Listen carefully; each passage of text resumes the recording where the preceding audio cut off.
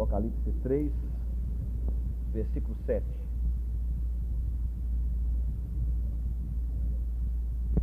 Ao anjo da igreja em Filadélfia escreve: essas coisas diz o santo, verdadeiro, aquele que tem a chave de Davi, e que abre ninguém fechará, e que fecha ninguém abrirá. Conheça as tuas obras, e eis que tem posto diante de ti uma porta aberta, a qual ninguém pode fechar. Que tens pouca força, entretanto, guardaste a minha palavra e não negaste meu nome. Eis farei que alguns dos que estão da sinagoga de Satanás, desses que a si mesmos se declaram judeus e não são, mas mentem, eis que os farei vir e prostrar-se aos teus pés e conhecer que eu te amei. Porque guardaste a palavra da minha perseverança, também eu te guardarei da hora da provação que há de vir sobre o mundo inteiro, para experimentar os que habitam sobre a terra. Vem sem demora, conserva o que tens, para que ninguém tome a tua coroa. Ao vencedor, farei coluna no santuário do meu Deus, e daí jamais sairá. Gravarei também sobre ele o nome do meu Deus, o nome da cidade do meu Deus, a nova Jerusalém que desce do céu, vinda da parte do meu Deus, e o meu novo nome. Quem tem ouvidos, ouça o que o Espírito diz às igrejas. Antes da gente mencionar um pouquinho a questão de Filadélfia, né, e Laodiceia, deixa eu só mostrar para os irmãos um outro ponto muito interessante que nós temos que ver aqui. São 7 igrejas, eu disse para os irmãos, se nós quisermos ter um bom conhecimento de toda a história da Bíblia, nós precisamos conhecer 7 igrejas, 7 festas, Israel, e as 7 parábolas de Mateus 3. Né? Então, um relacionado com a igreja, outro relacionado com o judeu e outro relacionado com o gentio.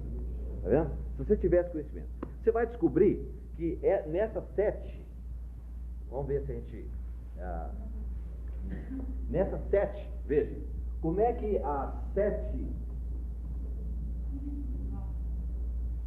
como é que as 7 igrejas, né? Esses 2 são seus? Não. Como é que essas 7 igrejas são, como é que elas são divididas? O quadro é sujo. 7 igrejas.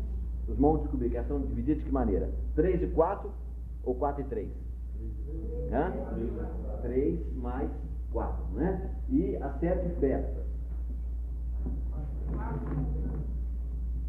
são 4 mais 3. E as 7 parábolas.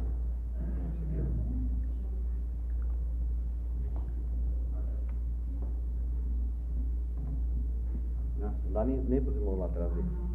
Estou nem escrevendo. As 7 parábolas são divididas de que maneira? Os irmãos lembram? 4 mais 3 ou 3 mais 4? Semeador, o joio, grão de mostarda e fermento. Aí Jesus saiu dali e voltou para casa. Então 4 e mais 3. Então veja bem, quando você tem o 7, que é 3 mais 4, 4 mais 3 e 4 mais 3, quando você tem 3 mais 4, a situação vai melhorar ou vai piorar? Vai piorar, porque você está partindo do que é de Deus para aquilo que é do homem. Porque o 4 significa o mundo, né? Isso, 4 cantos da terra, norte, sul, leste, oeste. Quando você tem 4 mais 3, significa que vai melhorar, ou seja, a situação do povo de Israel vai ser levantada. Eles estão agora exatamente entre a festa de Pentecostes, que foi o nascimento da igreja, eles rejeitaram a Jesus, e as trombetas. Quando a trombeta começar a ser tocada, o que vai acontecer? Vai ajuntar o povo de Israel. Então essa festa ainda não teve cumprimento. Depois vem a festa da expiação, que é o arrependimento deles, a volta deles para o Senhor. E depois o tabernáculo, que é o milênio. Os irmãos estão vendo? É claro. Então, já se cumpriram 4 festas. A Páscoa, pães asmos, primícias e Pentecostes. Essas 4 festas já se cumpriram.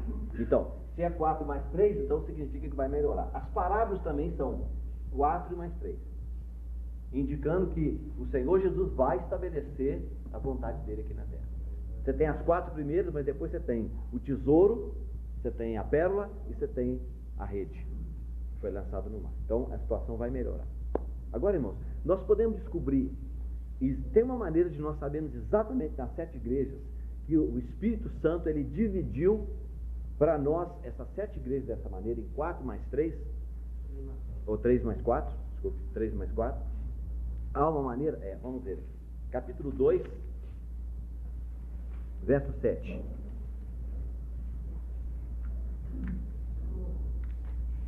Quem tem ouvidos, ouça o que o Espírito diz às igrejas.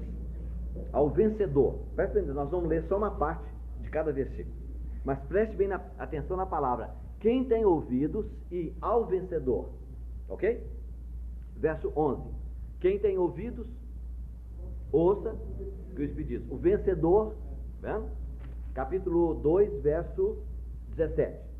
Quem tem ouvidos, ouça o que o Espírito diz às igrejas. Ao vencedor. Agora, vamos partir para a quarta, Tiatira. O verso 26. Ao vencedor, verso 29, quem tem ouvidos? O que é que mudou? A ordem foi invertida. Tá certo? Nas 3 primeiras, o que é chamado primeiro? Quem tem ouvidos, tá vendo? Ou seja, até a terceira, até a época de Pérgamo, o Espírito Santo estava convidando toda a igreja para voltar.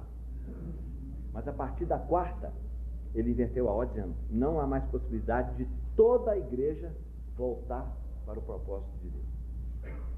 Os irmãos entenderam?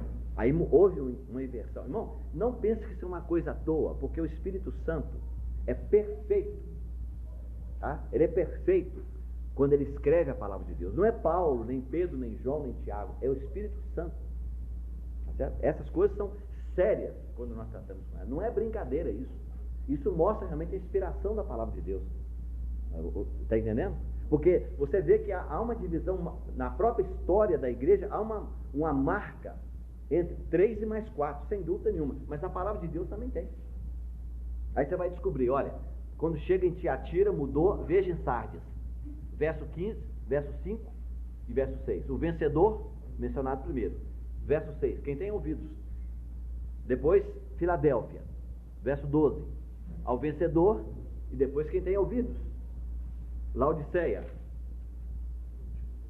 21, 22. Ao vencedor e quem tem ouvidos. O que quer dizer isso, irmão?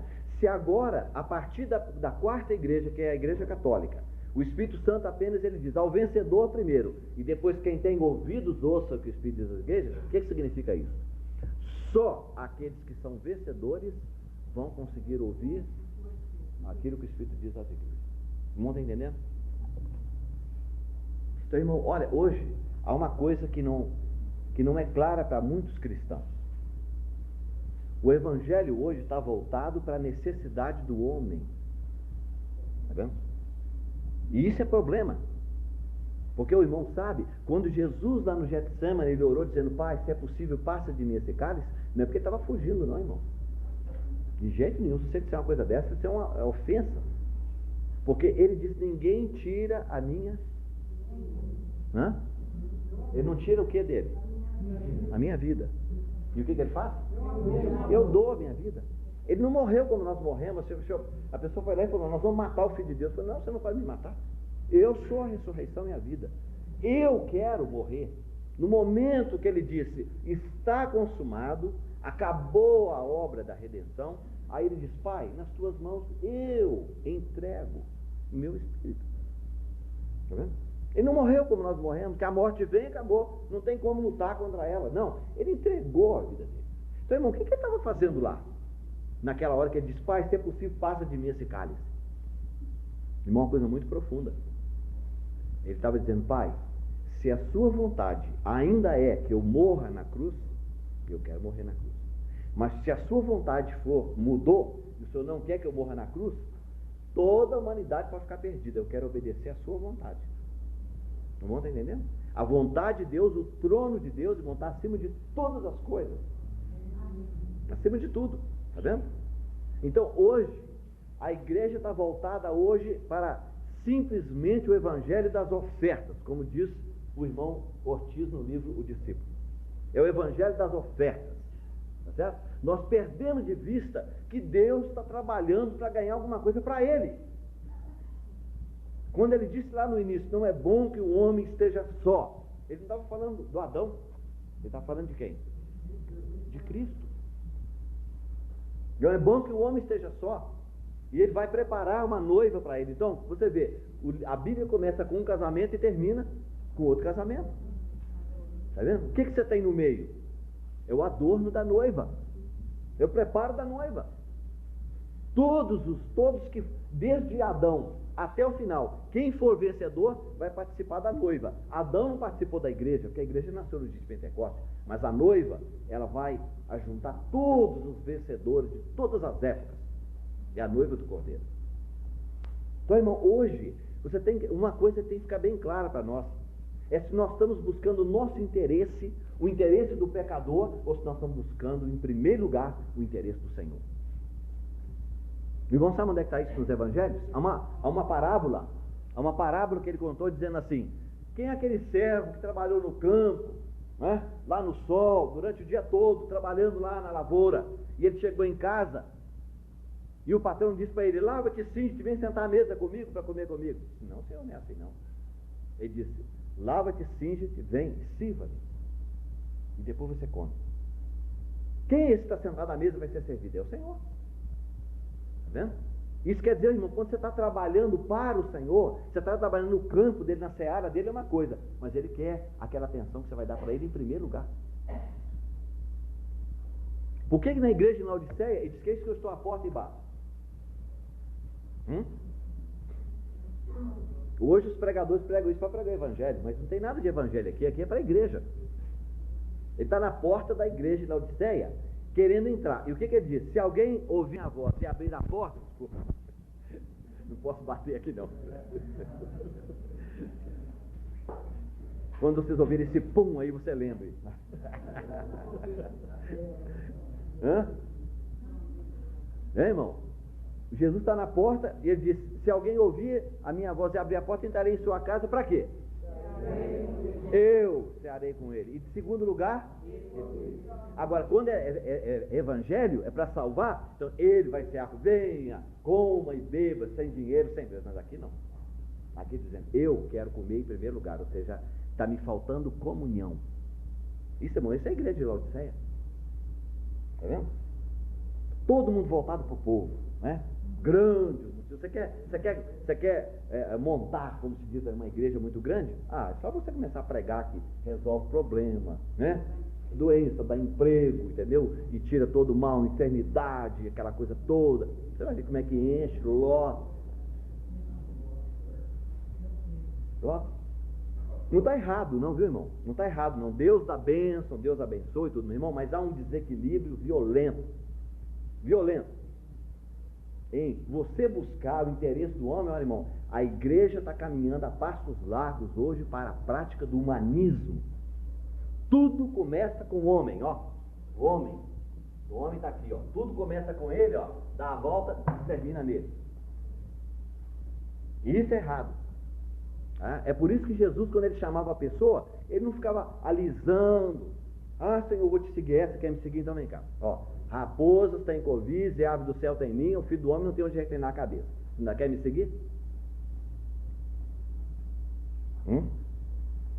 Mas não, hoje nós chegamos lá, nada, não tem problema, não tem dificuldade, entendeu? Você é filho do rei, eu te coloquei não por cauda, por cabeça, isso não tem nada a ver com a igreja, isso é Israel. Hoje nós estamos aqui no mundo, você vai dizer que nós somos cabeça? Uai, como é que Jesus, quando ele esteve aqui, foi cauda? Foi humilhado, desprezado, negado, abandonado, rejeitado, criticado, caluniado, esbofeteado. Você acha que isso o que é? É verdade, ele era sempre celestial, não esqueça disso. Mas aqui, a visão que nós temos é que ele era cauda.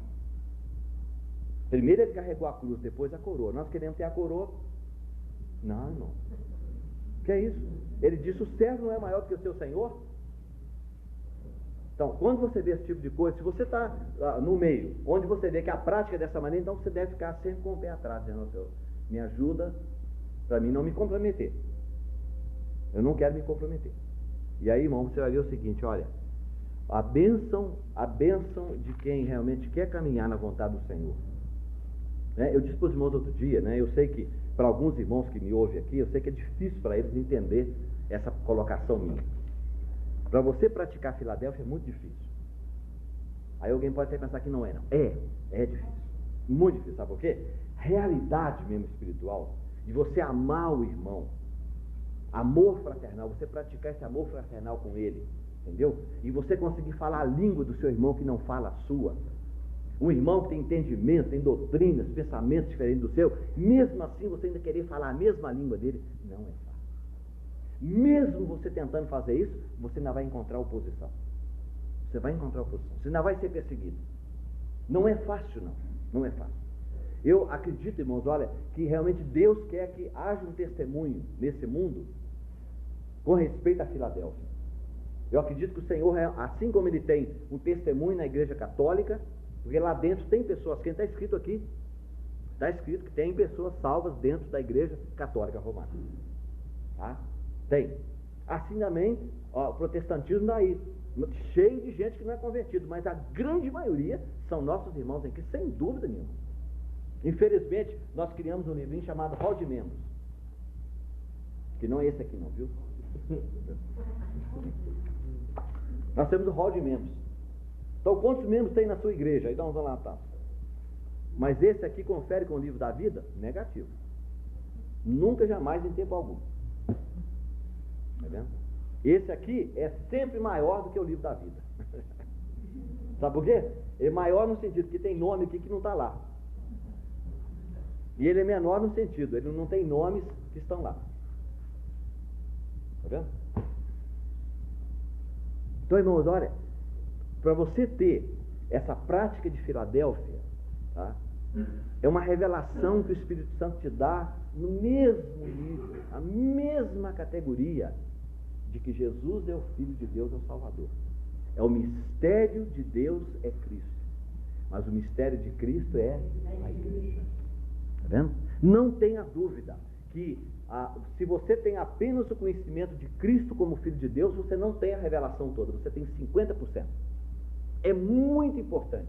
É a maior revelação que Deus pode dar ao homem, é que Jesus Cristo é o Filho de Deus. Foi isso que falou com Pedro.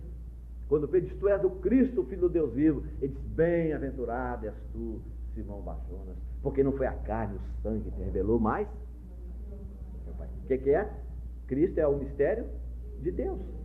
Mas quando ele disse assim, eu também te digo, que também é esse, irmão? O que ele queria dizer? Ele queria dizer o seguinte, o meu pai te disse, por revelação, que eu sou Cristo. Eu também te digo, o outro lado que você não conhece. Tu és pedra e você faz parte da minha igreja. Ou seja, a igreja é o mistério de... Só ele pode revelar. Tá bom, tá vendo? Então, irmão, isso não é alguma coisa que você coloca simplesmente numa placa. Isso não é alguma coisa que simplesmente se refere a um lugar onde você reúne. Lamentavelmente, quantos irmãos no Brasil e no mundo, eles acham que é isso. Ah, não estou bem na denominação, porque estou mal com o pastor, estou mal com meus irmãos, e lá está cheio de erro, está cheio de, de coisa errada, não sei o quê. Aí sai de lá e vai reunir com os irmãos. Aí quando ele coloca o pé lá dentro daquele lugar que não tem placa, ele, agora estou na Filadélfia. Negativo. Não acredite nisso, porque isso é falso. Filadélfia você tem que provar. Você tem que provar que você é de Filadélfia quando você ama seu irmão, independentemente da sua posição. Onde quer que esteja, é seu irmão, está em pecado, vai lá e fala com ele. Mas se ele disser que é seu irmão, então você tem que crer que é seu irmão. E ponto final. Irmão, sem dúvida nenhuma, muito difícil praticar isso hoje, por causa da grande mistura que nós temos. Por isso nós precisamos do espírito de discernimento. Precisamos do Senhor para nos mostrar, tá certo? Daquelas pessoas que são enganadores, que entram, muitas vezes, vêm lidar conosco, a fim de nos tirar, de nos trazer prejuízo. Nós temos que orar, pedindo ao Senhor que nos mostre. E não pense que ele não mostra, não, ele mostra. Uma vez um rapaz dormiu na cama da minha filha com doença venérea, na cama da minha filhinha de 3 anos de idade, simplesmente porque eu não quis obedecer. O Espírito Santo dentro de mim falava, não deixe, não aceite na sua casa. Aí alguém chegou, não, ele é novo convertido, trouxemos lá de Brasília, ele veio para a conferência e vai ficar na sua casa. E o Espírito Santo, não, aqui dentro. E eu obedeci. Eu não obedeci, desculpa. E ele foi para a minha casa e dormiu. Os irmãos que eram médicos querendo olhar o que ele tinha, ele não quis mostrar, estava com doença venérea. Deram uma injeção antitetânica nele, ele suou tanto de noite que de manhã o lençol parecia que tinha passado dentro de uma máquina de lavar. De suor, molhou o colchão da menina, tivemos que colocar na parede, do lado de fora para poder secar. E ele foi embora para a conferência lá em São Paulo, chegou lá, roubou de todo mundo.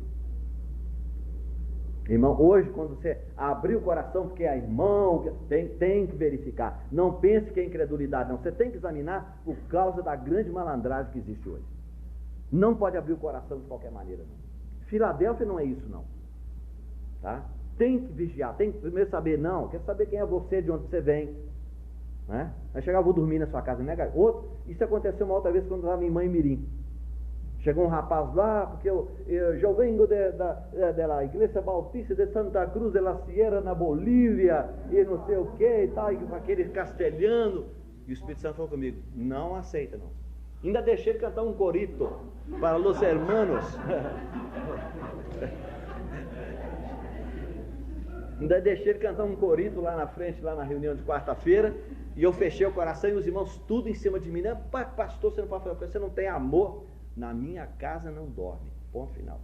Eu obedeci ao Espírito Santo. Uma semana depois ele foi preso pelos detetives lá em Manhuaçu, na cidade pertinho de Mãe-Mirim, entrando no quarto de uma prostituta na zona boêmia. Quando ele estava entrando, quando ele pôs o pé lá dentro do quarto, aí o detetive, vem cá, missionário. Mesmo assim, vem cá, missionário.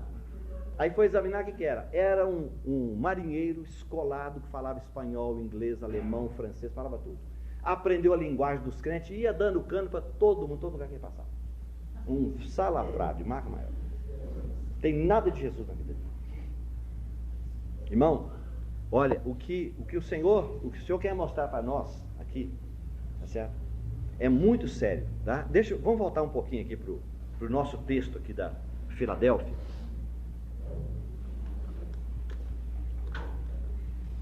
E eu pediria aos irmãos o seguinte, pelo próprio conhecimento, da minha própria experiência, tá? Da minha própria experiência, não quero absolutamente induzir nenhum irmão absolutamente. Primeira coisa que eu quero dizer para você é o seguinte, é que Filadélfia é alguma coisa aqui dentro, no seu espírito, no seu coração. Essa é a primeira coisa. Se você não tiver esse aqui, não adianta qualquer outra que você queira ter. É falso. Tá certo? Você vai continuar no mesmo lugar que você está. Mas se Deus realmente fizer uma mudança aqui dentro, trouxer essa revelação para você, você vai ver que realmente é maravilhoso isso. E é importante. Vou te mostrar por que é importante isso. Você ter esse coração. Você pode ter um coração, digamos que está no nosso meio alguém que ainda congrega dentro da Igreja Católica Apostólica Romana. Essa pessoa pode ser um vencedor perfeitamente. Porque está escrito na palavra de Deus. Tem uma promessa e tem uma chamada, não só que ele é salvo, mas ele ainda pode ser um vencedor. Ok? Ele pode ser um vencedor. Irmão, não julgue, porque Deus não vê como o homem vê. Deus não vê como ele vê. Tá? Muito cuidado com isso. Mas é importante que você saiba isso, que é alguma coisa aqui dentro. Ok? Então vamos ver só um pouquinho aqui. Eu disse para os irmãos que de toda a revelação que nós temos, no capítulo 1 das 7 igrejas, a revelação que é dada a Filadélfia não está no capítulo 1, não é isso? O que significa isso?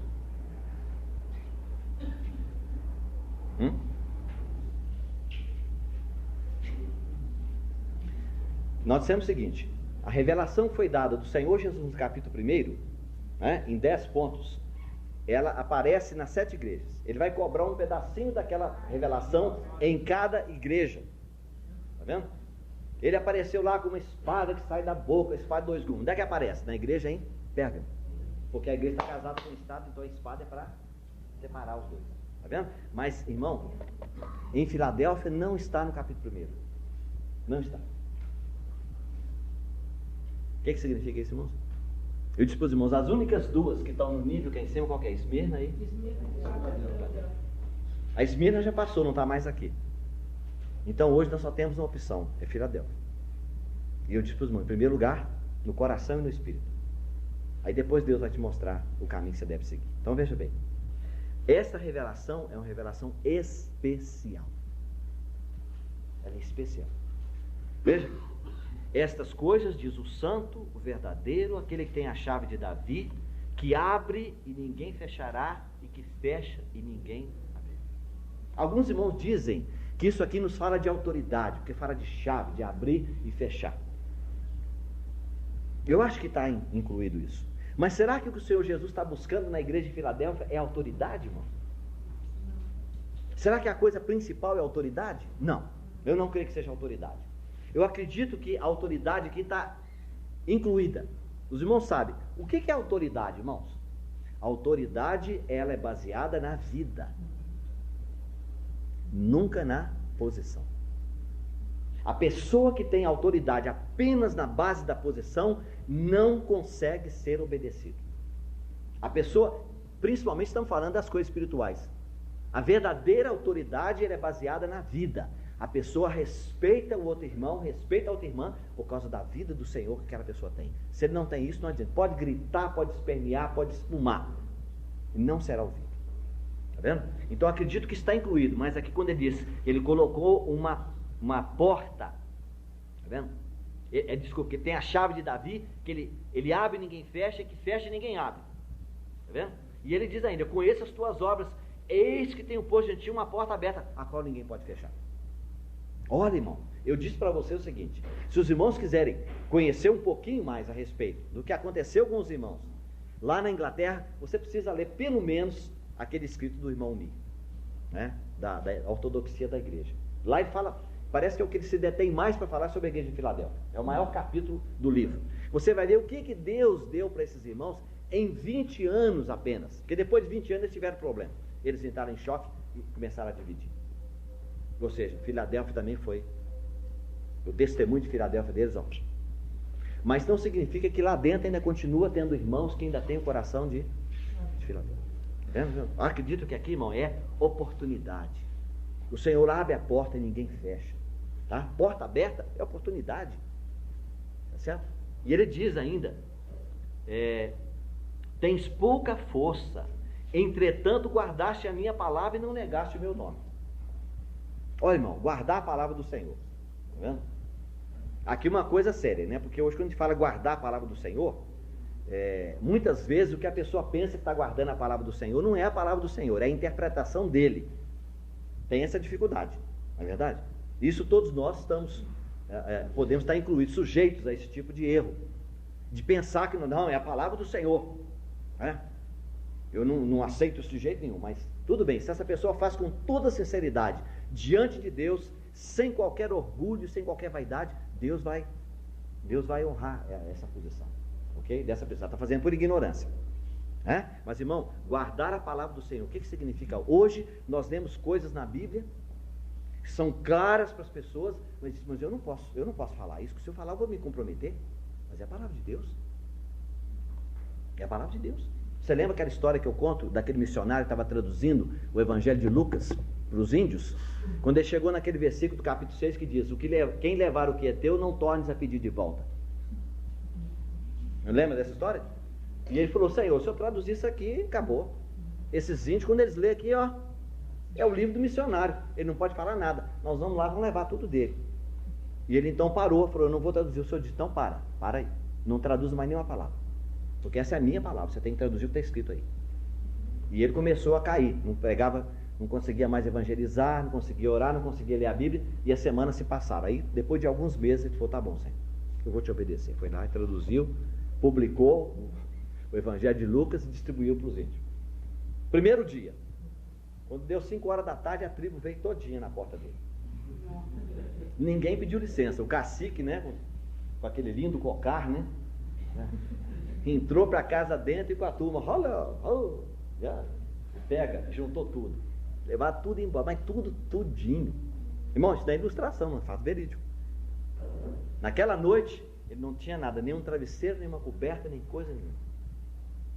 Aí quando ele foi deitar a cabeça, ele disse, Senhor, essa é a primeira vez na minha vida que pelo menos num ponto eu pareço com o Senhor, realmente, porque eu não tenho onde reclinar a cabeça. Dormi em cima do soalho da fazenda, e dormiu ali sem uma coberta, sem nada, e disse, olha, eu cumpri a minha parte, o senhor tem que cumprir a sua. Sabe o que aconteceu? De madrugada, 3 horas da manhã, aquela barulhada, blá, blá, blá, blá, blá. Quando ele chegou, a tribo todinha em volta da casa, a noite de lua, né? Ele então foi lá conversar com o cacique, e o cacique disse, nós não poder dormir, nós trazer tudo de volta.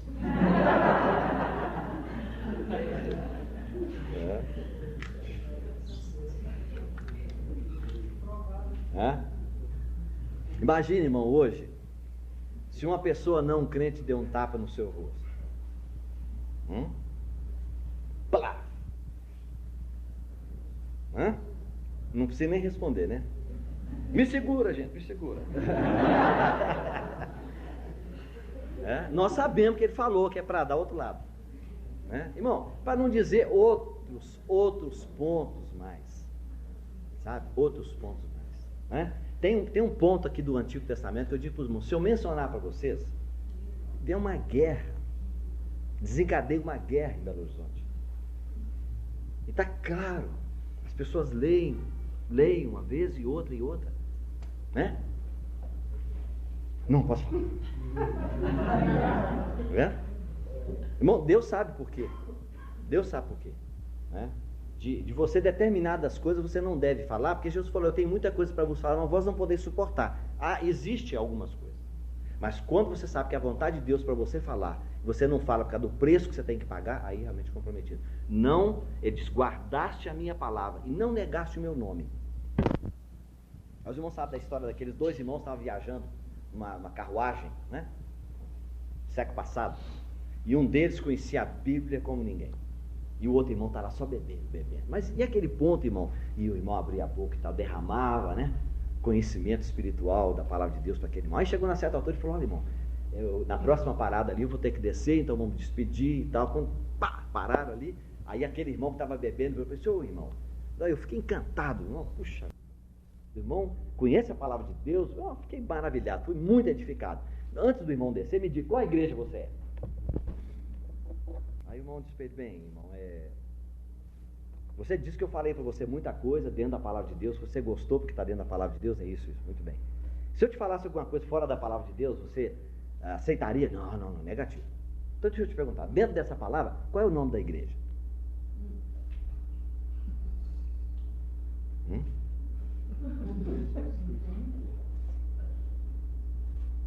Ele pensou, falou, acho que não tem nome, né? Ele falou, pois é, dessa aí que eu sou. A igreja sem nome. Nós sabemos que tem um nome, né? Eu edificarei singular, a minha igreja. Bom, muito difícil. Puxa vida, hoje você vê quantos nomes nós temos. Você acha que guardar o meu nome aqui, o que é? Alguém chegar e falar, senhor, você é crente? Aí você fala, eu já... minha família minha família. Não, aqui não é isso, não. Guardar a palavra e não negar o seu nome. Veja bem, quando alguém pergunta para você, você é crente? E você fala que você é crente, o que você está dizendo para essa pessoa? O que você está dizendo para ele? Não, se você diz, eu sou crente, o que você está dizendo? Eu sou uma pessoa que experimentei o novo nascimento, eu aceitei a Jesus como meu Salvador, meu nome está escrito no livro da vida, eu reúno com um grupo de irmãos, eu pertenço a Jesus Cristo. Aí ele diz para você assim, e de qual igreja você é?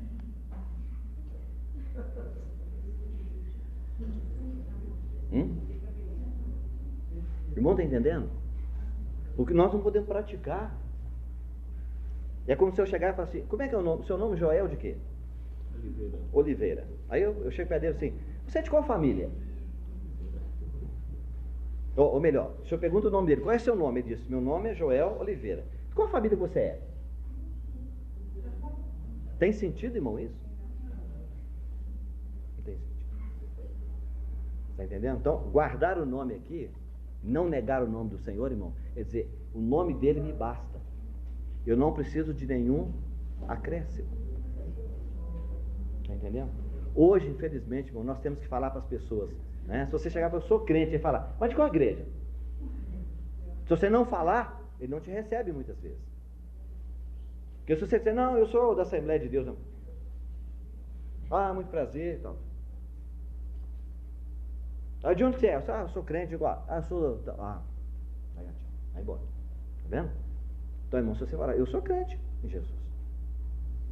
Mas de qual igreja você é? Eu sou crente, irmão, tem que ser da igreja.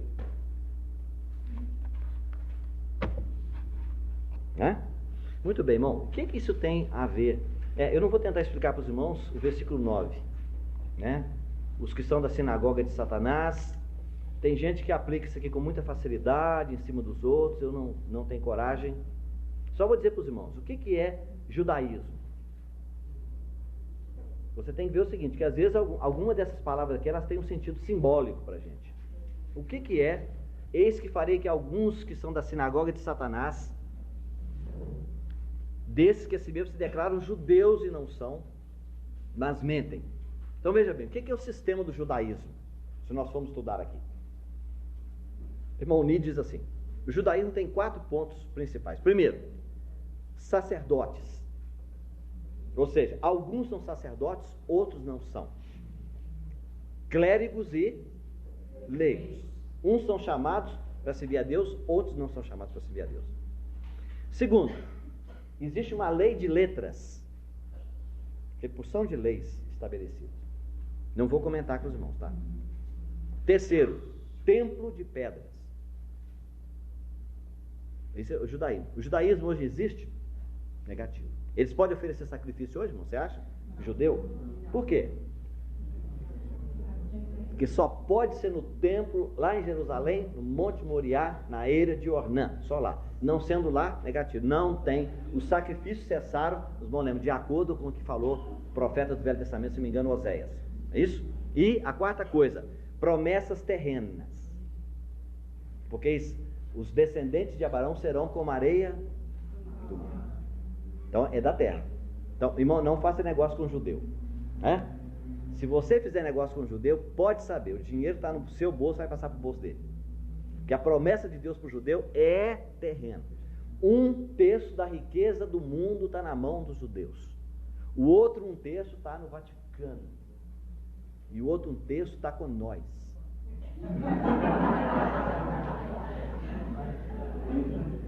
Aí você soma o nós, aí você sabe quem que é. Você sabe quem que é Silvio Santos? Você sabe o que é a Bravanel, não é isso? A Bravanel? É judeu. Se você for descobrir por aí, você vai ver que onde que está 1/3 da riqueza do mundo, na mão deles. Está vendo? Promessa, mas irmão, nós somos descendentes de Abraão de acordo com as estrelas do céu. A nossa bênção é celestial, não é terrena. Pode ser terrena, mas não é terrena. Não entre nessa que Deus, você é uma pessoa abençoada, que você tem que ter uma casa muito boa, um carro do último tipo, sua casa tem que ter piscina, e que você é uma pessoa que está por cima, que seus negócios estão andando tudo melhor. Não acredite nisso. Isso é judaísmo. Agora, irmão, versículo 10. Porque guardaste a palavra da minha perseverança, também eu te guardarei da hora da provação que há de vir sobre o mundo inteiro, para experimentar os que habitam sobre a terra. Você sabe o que é isso? Isso é o quê? A grande tribulação. Agora, irmão, presta bem atenção. Essa promessa aqui é dada para todas as pessoas que se encaixam dentro da igreja de Filadélfia. Você está entendendo hoje o que nós queremos dizer? Que dentro dos cristãos que existem no mundo hoje, você tem alguns que se denominam cristãos de Tiatira. Cristãos o quê? Católicos, apostólicos, romanos. Você tem um outro grupo que pertence a Sardes, certo? Que se denominam protestantes. Você tem um outro grupo que é Filadélfia. O que é esse Filadélfia? São pessoas que podem estar dentro de Tiatira, pode estar dentro de Sardes e pode estar dentro de Laodiceia. Que a chamada é para eles. Está entendendo? Mas você pode encontrar também um grupo de irmãos, às vezes, numa cidade, que eles querem estar numa posição bem separada de todo mundo, para dizer, nós queremos estar na posição de Filadélfia. Ok? Irmão, entendeu? É que algumas pessoas, o que acontece? Eles saem da igreja católica, eles saem do protestantismo, eles começam a reunir um grupo, tá? E isso existe, os irmãos sabem. Existem muitos grupos, muitos irmãos que estão testemunhando disso. Tá? Mas não quer dizer, irmão, que uma pessoa, porque ele está em Tiatira, está em Sardes, ou seja, no catolicismo, no protestantismo, ou até em Laodiceia, não significa que ele não viu e que ele não tem essa realidade do amor fraternal. Agora, irmão, essa promessa, veja, somando para todas essas pessoas, esteja ele na igreja católica, esteja ele no protestantismo, esteja ele dentro desses grupos, tá certo? que testemunham, não é? E isso quer dizer o seguinte, que aquelas pessoas que estão lá dentro, nem todos têm Filadélfia no coração. Alguns têm, outros não. Não é isso? Assim como acontece dentro da igreja protestante, tem pessoa que é salva, tem pessoa que não é salva. Dentro da igreja católica tem algumas pessoas que são salvas, a grande maioria não é. Está vendo? Mas irmão, quando você soma todos esses aqui, o Senhor fez uma promessa. Quando vier a hora da tribulação que há de vir sobre a terra, essas pessoas serão poupadas. Você está entendendo? Eu te guardarei da hora da provação que há de vir sobre o mundo inteiro, para experimentar os que habitam sobre a terra. Então, irmão, aqui tem uma preciosa lição para nós, está vendo? É que o arrebatamento, a primeira fase do arrebatamento, vai levar só quem estiver preparado. Só quem estiver preparado. Só quem estiver preparado. Quem não estiver preparado vai passar pela grande provação que há de vir sobre essa terra. Mas isso é sério, muito sério mesmo. Deixa eu só mostrar para você mais um ou dois lugares que a Bíblia menciona, para você ver que não há como ter dúvida disso. Jesus chamou a atenção dos discípulos em Lucas capítulo 20 ou 21. Leia comigo aqui.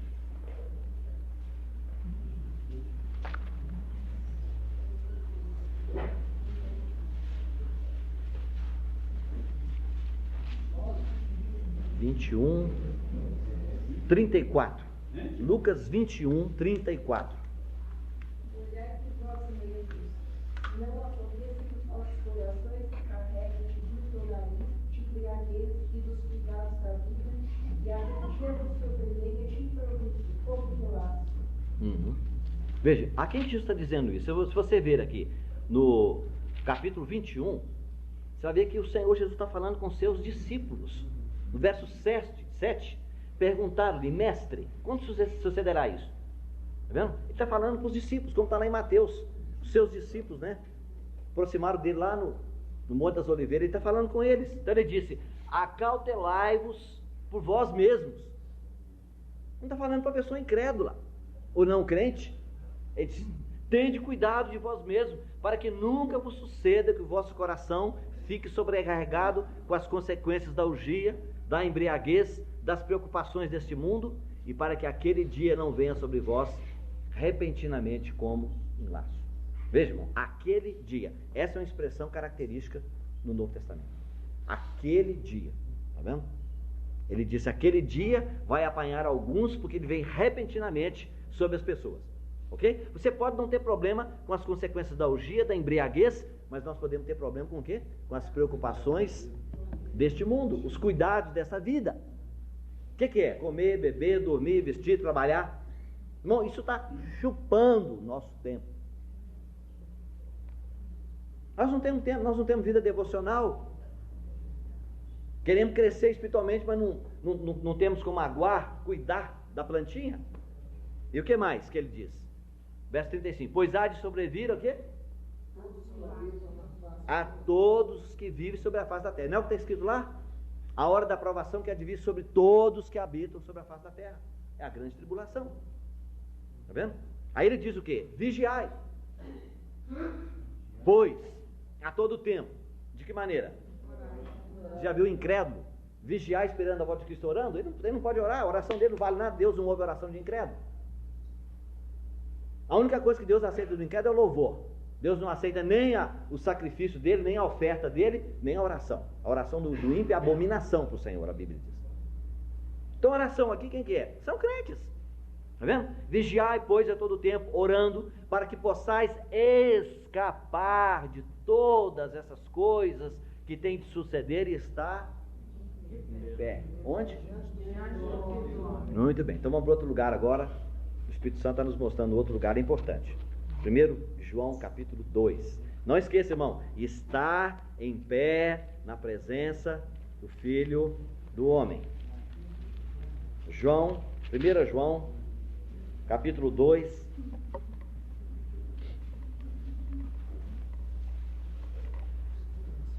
Verso 28.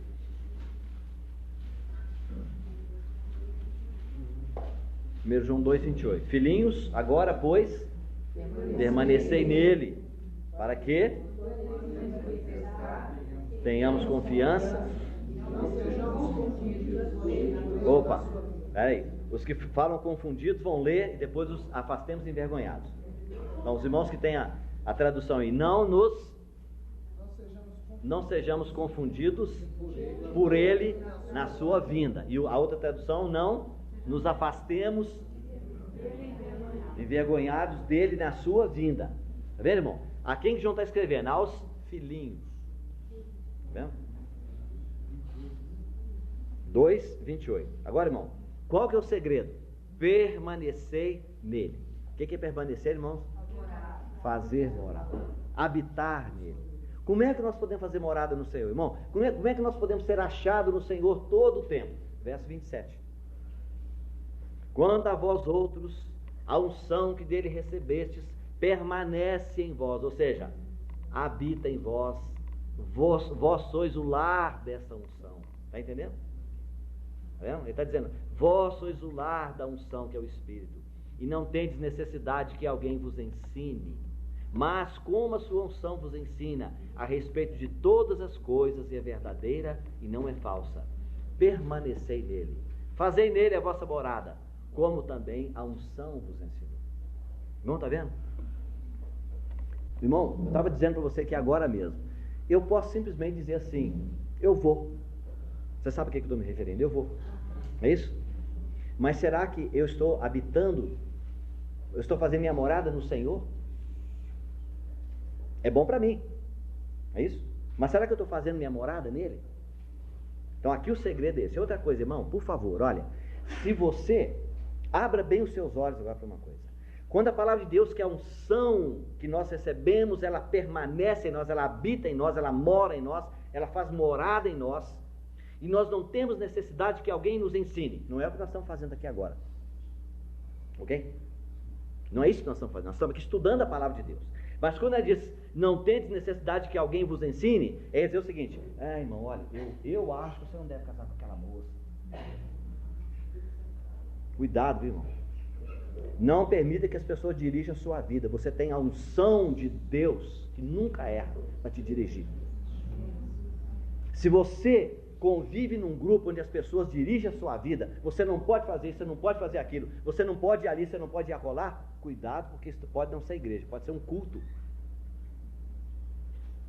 O irmão Stephen Cone, nos Estados Unidos, ele advertiu uma vez os irmãos, dizendo, irmãos, tende cuidado com isso, porque você tem a unção dentro de você, e ainda que você erre, se você dobrou o seu joelho e diz, Senhor, eu preciso que o Senhor me mostre, ainda que você erre, o Senhor não vai te cobrar, porque Ele sabe que você fez com sinceridade, em joelho, em oração. Irmão, nós não temos necessidade que ninguém nos ensine a tomar as decisões que nós temos que tomar. Nós podemos ter comunhão com os irmãos, é outra história. Mas esse negócio de chegar para você não deve casar com aquela moça, você não deve casar com aquele irmão, ou então você deve casar com aquela pessoa que o Senhor me mostrou. Não entra nessa não. Irmão, não entra nessa não. Sabe por quê, irmão? Isso é profecia do Velho Testamento. Por que no Velho Testamento alguém precisa receber o Espírito Santo e dirigir a vida dos outros? Porque não tinha Espírito Santo. O Espírito Santo era propriedade de algumas pessoas só de alguns escolhidos. Está vendo? Por que a santidade naquela época era não no cabelo, é não tocar em coisa morta, é não pisar em cima da sepultura, não pisar nos cadáveres, não tocar em corpo de animal morto? Por quê? A santidade é toda do lado de fora. Por quê? Porque não tem nada do lado de dentro. Lamentavelmente hoje os irmãos transferiram aquilo do Velho Testamento para cá. Não pode usar roupa curta, não pode cortar o cabelo. Está vendo? Irmão, nós não precisamos mais disso, o Espírito Santo está aqui dentro de mim. O Paulo diz, o varão ter cabelo comprido é vergonhoso. Tem um irmão que reúne lá na Dona Esmeralda, eu sou amigo dele, né? Fiz amizade há pouco tempo com ele, e o cabelo dele cai no ombro assim, né? Eu vou chegar para ele, irmão, seu cabelo está comprido. Ele vira para mim assim, me dá a medida.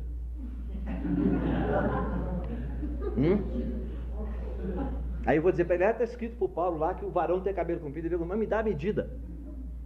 Tem medida? Não, não tem. Como é que você resolve? Aí diz assim, porque no Brasil, não tem nada de Brasil não, é a palavra de Deus. É a palavra de Deus. Como é que você vai saber? Então, irmão, cada pessoa tem que entrar no quarto e ajoelhar e dizer, a unção de Deus que está em mim. Meu cabelo está comprido? Tá certo? Um irmão pode chegar com um cabelo menor do que o outro, assim, 5 vezes menor do que o outro. O Espírito Santo diz para ele: seu cabelo está compridinho, pode passar no barbeiro amanhã. Dá uma acertadinha aí em cima da orelha. Tá certo? O outro chega lá com o cabelo aqui no ombro. Tá comprido? Não, tá jóia, o seu tá bom. Não consegui entender, ué? Sabe por quê, irmão? Porque essas coisas são cobradas, sabe de que maneira? É de acordo com o tamanho que Jesus tem dentro de você. Tá certo? Você precisa... Irmão, você precisa ver o que as crianças pequenas fazem. Né? Criancinhas pequenininhas, o que eles chegam, o que eles pedem. Você viu outro dia o que o netinho foi pedir para a mãe dele lá. Não tem coragem de contar para vocês. Né? Que isso, menino? Não sabe o que está fazendo? Nem tem ideia. Nem tem ideia. Não é verdade? Mas não, nós queremos que um bebezinho em Cristo que não sabe de nada, né? Que ele tem que agir como um adulto. Não, o Espírito Santo ele respeita. Há coisa na Bíblia que está clara: é pecado, é imoralidade, é feio, ponto final. Mas há coisa que você não sabe como essa do cabelo. Isso na Bíblia chama-se um princípio. Então, irmão, olha, muito sério. Se nós queremos estar preparados aqui, ó, tá? Dentro desse Espírito de Filadélfia, ele disse: a hora vem e você vai ser guardado, tá certo? Mas você, para ser guardado dessa hora da provação, tem um segredo: é que você deve habitar em Cristo. Quando ele der início à parúzia dele, a presença dele com o seu povo, você deve ser encontrado nele. Como é que você pode fazer isso? É que você realmente consulta o Senhor, tudo que você vai fazer. Ó, irmão, também não seja exagerado, né? Aí você tem que trabalhar e de manhã você fala: Senhor, vou para o trabalho ou não? Não seja tão espiritual, né? Aí o outro irmão chega na cidade e fala: Senhor, devo entrar pelo Espírito Santo ou devo ir pela São Paulo? Na São Paulo eu posso encontrar um ladrão, no Espírito Santo eu não encontro. Irmão, não faça isso, tá? Isso aí é ser espiritual demais. É aquela história da centopeia. Você conhece a centopeia? Aquele bicho que tem 100 pés, não é isso? Aí um dia, ela andava normalmente, aquele monte, não sei se você já viu, a coisa mais impressionante. Porque movimentar 100 pés não é brincadeira. E aquela harmonia, aquela coisinha assim no chão, você vê, né? Como se fosse uma engrenagem. Mas diz que um dia alguém chegou e falou assim: escuta, ô centopeia, qual pezinho que você mexe primeiro? Ela não andou mais. Parou. Entendeu, irmão? Olha, olhando para Jesus, que é o autor e consumador da fé. Então corra a paciência, corra a carreira que está proposta com paciência, olhando para Jesus, o autor e consumador da fé, dizendo: Senhor, eu te amo, eu já estourei as pontes lá do passado, não tem jeito de voltar atrás, eu vou caminhar com o Senhor. É isso que interessa, tá? Se você tem defeito, se tem fraqueza, não importa, o Senhor vai tratar. Houve um dia que Jesus encontrou com Pedro, né? E falou com ele: Pedro, tem peixe aí? Não, senhor, não tem peixe não. Se pescar uma noite inteira, nessa região não tem peixe. Não tem não? Então tá. Então volta para lá, vai para o mar alto, lança suas redes e vocês vão pegar peixe. Ele disse: trabalhei aqui a noite inteira, sou pescador, sou experimentado, você entende muito bem de pregação, de coisa celestial, mas de peixe você não entende nada. Tá bom. Foi em alto mar, chegou lá, jogou uma rede. Quando puxou, não cabia. Tá enchendo o barco e aí gritou pro pessoal da praia: socorro, velho. Acionaram outro barco, né? E no Feijão, né? Porque lá naquela época não tem motor, né? Hoje, porque senão nós vamos perder a pescaria aqui. Aí encheu. Quando voltaram, aí Pedro fez uma declaração pro Senhor. Ele disse: Senhor, afasta-te de mim, porque eu sou um homem pecador. Irmão, preste bem atenção nessa oração. Ele disse: afasta-te de mim. Ele não disse: eu vou me afastar de ti. Entendeu? É. Tá vendo? Irmão, esse é o verdadeiro espírito daquela pessoa que diz: Senhor, não tem como voltar atrás. Não tem como voltar atrás. Tá? As pontes estão todas estouradas lá atrás. Não tem como voltar. Eu já estourei. Explodi tudo. Eu quero caminhar com o Senhor. Então, se o Senhor afastar de mim, eu sei que o Senhor não faz nada errado, porque eu sou um homem pecador. Tá vendo? Mas ele disse: eu vou continuar atrás. Tá vendo? Vou continuar atrás. Bom, esse é o segredo, né? Então, infelizmente, alguns irmãos acham que nós vamos ter uma vida, desde o início da nossa carreira cristã, nós vamos ter uma vida de vitória, sem problema, irmão. Se isso acontecesse, nós seríamos as pessoas mais antipáticas do universo. Eu não tenho erro. Eu não toco, não pego. Não toco nessa coisa. Chegar um leproso ali, pegar no leproso, eu pego o leproso. Tá vendo? Mas se você passou e bebeu daquela água, se você sabe o que é pedir perdão, muitas vezes dentro do seu quarto, dizendo, Senhor, que vergonha, Senhor. Como é que eu posso fazer uma coisa dessa? Mas eu não vou fazer mais. Aí uma semana depois você volta lá outra vez e fala a mesma coisa. Se você passa por isso, tá vendo? O dia que o Senhor realmente te der a vitória, te der a libertação, que você aprender que o pecado não pode mais te dominar, aí quando você vê um irmão que está passando por aquela situação, você vai lá, ajuda, você é paciente, misericordioso para com ele. Sabe o que é isso, irmão? Só quem pode ser pastor é quem entra pela porta das ovelhas. Não esqueça disso. Sabe por que hoje os pastores não têm sucesso? Na grande maioria? Porque eles não entraram pela porta das ovelhas. Nunca aprenderam a ser ovelhas. Então, irmão, graças a Deus, quando você está debaixo de um ministério, que aquela pessoa passou por todo tipo de problema que você está passando e que você vai passar. Porque quando ele chega perto de você, o Senhor diz, ó, lembra da sua vida. Porque não é assim que a gente esquece. Nós queremos tratar os nossos filhos quando são pequenininhos ou adolescentes, perfeito. Mas nós esquecemos de olhar quando a gente era da mesma idade deles. Tá vendo? Então, irmão, olha, hoje nós estamos aqui vivendo exatamente, irmão, nesse tempo, nesse período, entre o quarto e o quinto selo. Arrebatamento, irmão, pode acontecer a qualquer momento. Tem nada para ser cumprido. Absolutamente nada, nada, nada. Tudo que é profecia para ser cumprida depende do arrebatamento dos vencedores. Depende do arrebatamento. Só depois que isso acontecer é que vai aparecer o templo lá em Jerusalém, entendeu? De Israel. É aí que Israel vai fazer o pacto com aquele rei que vai surgir, e o anticristo lá, 3 anos e meio depois do pacto. Antes disso, irmão, nada. Porque a única coisa agora que está diante de nós é arrebatamento. Não pense em outra coisa.